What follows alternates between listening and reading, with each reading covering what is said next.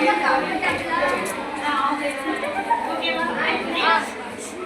சின்ன ஃபீட்பேக்.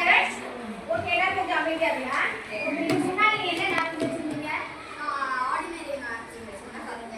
எப்படி இருந்தது? அது வந்து டக்குனு மடங்கிடும். நமக்கு அந்த லீக்கேஜ் வரும்போது ட்ரெஸ்ஸஸில் பட்டுருமோன்ற ஒரு ஃபியர் இருக்குது.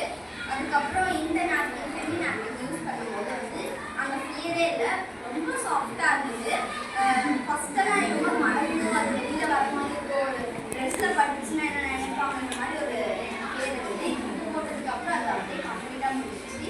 அண்ட் பேனிக்காக இருக்கும், ரொம்ப வயிறு வலி அதிகமாக இருக்கும். ஃபஸ்ட்டெல்லாம் இருக்கும்போது அப்புறம் இச்சிங் பண்ணுவோம், ரேஷஸ் பண்ணுவோம், அந்த ஃபியர் அதிகமாகவே இருந்தது. ஸோ இப்போ போட்டதுக்கப்புறமே அது கம்ப்ளீட் ஆகிடுச்சு. தேங்க்ஸ்.